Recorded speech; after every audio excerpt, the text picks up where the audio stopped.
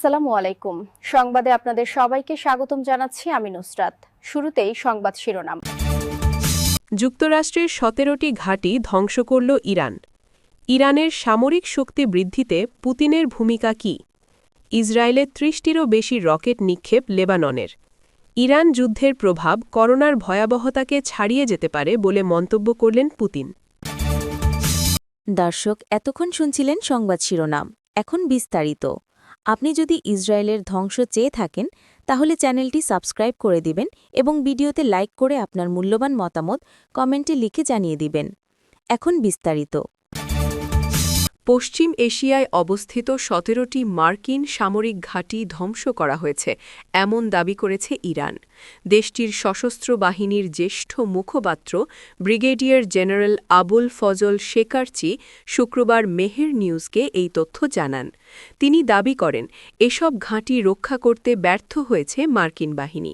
শেকারচি বলেন, ২০২৫ সালের ১৩ জুন শুরু হওয়া ১২ দিনের ইসরায়েল-ইরান সংঘাতের পর ইরান তাদের প্রতিরক্ষামূলক নীতিতে আরও আক্রমণাত্মক কৌশল এনেছে। তিনি উল্লেখ করেন, গত ৪৭ বছরে ইরান কোনো দেশকে আক্রমণ করেনি এবং ভবিষ্যতেও করবে না। তবে তাদের ওপর হামলা হলে তারা পাল্টা আঘাত দিয়ে শত্রুকে পরাজিত করবে। তিনি আরও বলেন, ইরান তাদের প্রতিরক্ষা কৌশল চালিয়ে যাবে যতক্ষণ না শত্রুর হুমকি দূর হয়। ইরানের এই কর্মকর্তা যুক্তরাষ্ট্রকে আঞ্চলিক দেশগুলোতে দীর্ঘকাল ধরে সামরিক উপস্থিতি বজায় রাখার জন্য সমালোচনা করেন। হরমুজ প্রণালী নিয়েও সতর্কবার্তা দিয়ে তিনি বলেন, বর্তমান পরিস্থিতি আগের মতো থাকবে না এবং যুদ্ধ শেষ হলেও ইরানের নির্ধারিত শর্ত মেনে চলতে হবে। এছাড়া আঞ্চলিক মুসলিম দেশগুলোকে আহ্বান জানিয়ে বলেন, তারা যেন যুক্তরাষ্ট্রের সামরিক বাহিনীকে আশ্রয় না দেয়।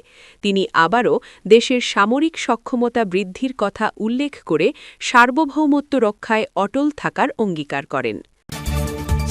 মধ্যপ্রাচ্যে চলমান সংঘাতে ইরান ও রাশিয়ার সামরিক সহযোগিতা নিয়ে নতুন তথ্য প্রকাশিত হয়েছে। মার্কিন প্রেসিডেন্ট ডোনাল্ড ট্রাম্পের মতে, রাশিয়া তেহরানকে আংশিকভাবে সহায়তা করছে।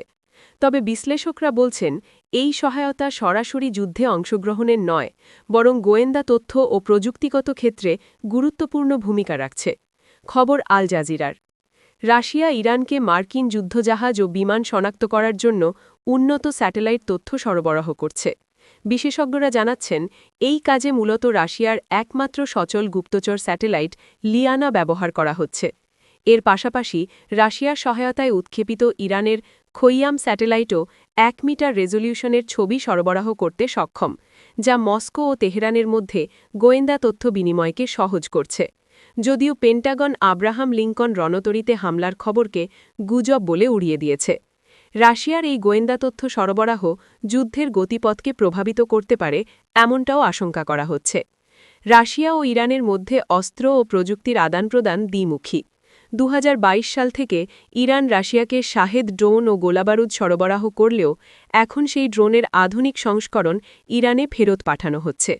উদাহরণস্বরূপ, ১ মার্চ সাইপ্রাসের ব্রিটিশ বিমানঘাঁটিতে হামলায় ব্যবহৃত ইরানি ড্রোনে রাশিয়ার তৈরি জ্যামিং প্রতিরোধী নেভিগেশন মডিউল পাওয়া গেছে, যা ড্রোনকে ইলেকট্রনিক হস্তক্ষেপ থেকে রক্ষা করছে। ইউক্রেন যুদ্ধে রাশিয়া যেভাবে ড্রোন ও নকল লক্ষ্যবস্তু ব্যবহার করে আকাশ প্রতিরক্ষা বিভ্রান্ত করেছিল, একই কৌশল এখন ইরানকে মধ্যপ্রাচ্যে হামলা চালিয়ে যেতে সহায়তা করছে। যদিও রাশিয়া ও তেহরানের মধ্যে কৌশলগত অংশীদারিত্ব রয়েছে, তাদের মধ্যে কোনো পারস্পরিক প্রতিরক্ষা চুক্তি নেই। বিশ্লেষকদের মতে, রাশিয়া সরাসরি এই যুদ্ধে হস্তক্ষেপ করবে না।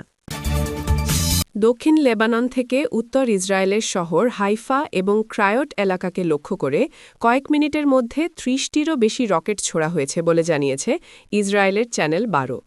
বৃহস্পতিবারের ২৬ মার্চ খবরে বলা হয়েছে, বিভিন্ন স্থানের রকেটের ধ্বংসাবশেষ আছড়ে পড়েছে, তবে এখনও পর্যন্ত কোনো হতাহতের খবর পাওয়া যায়নি। হাইফা, নাহারিয়া এবং উত্তর ইসরায়েলের অন্যান্য এলাকায় সতর্কতামূলক সাইরেন বেজে ওঠে। একই সময় রকেট প্রতিরোধের চেষ্টার ফলে হাইফার আকাশে জোরালো বিস্ফোরণের শব্দ শোনা যায়।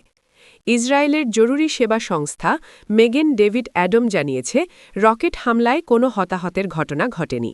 তবে আশ্রয় কেন্দ্রে ছুটে যাওয়ার সময় আতঙ্কিত হয়ে সামান্য আহত হওয়া কিছু মানুষকে তাদের দল চিকিৎসা দিয়েছে। হাইফা, নাহারিয়া এবং উত্তর ইসরায়েলের অন্যান্য এলাকায় সতর্কতামূলক সাইরেন বেজে ওঠে। একই সময় রকেট প্রতিরোধের চেষ্টার ফলে হাইফার আকাশে জোরালো বিস্ফোরণের শব্দ শোনা যায়। ইসরায়েলের জরুরি সেবা সংস্থা মেগেন ডেভিড অ্যাডাম জানিয়েছে, রকেট হামলায় কোনো হতাহতের ঘটনা ঘটেনি। তবে আশ্রয়কেন্দ্রে ছুটে যাওয়ার সময় আতঙ্কিত হয়ে সামান্য আহত হওয়া কিছু মানুষকে তাদের দল চিকিৎসা দিয়েছে। রুশ প্রেসিডেন্ট ভ্লাদিমির পুতিন সতর্ক করে বলেছেন, মধ্যপ্রাচ্যে চলমান অস্থিরতার প্রভাব কতটা সুদূরপ্রসারী হতে পারে তা আগে থেকে বলা অসম্ভব।